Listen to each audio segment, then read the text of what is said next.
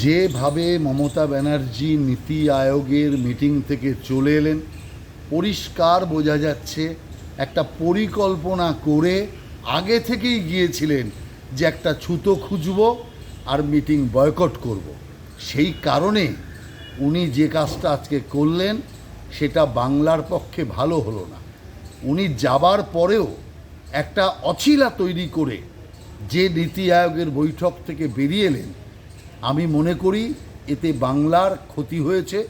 বরঞ্চ ওই বৈঠকে থেকে তিনি যদি আরও তার বক্তব্যের কথা রাখতেন সেটা ভালো হতো। 5 মিনিট যদি পশ্চিমবঙ্গ পেয়ে থাকে, 5 মিনিট টাইম তো অনেক সময়।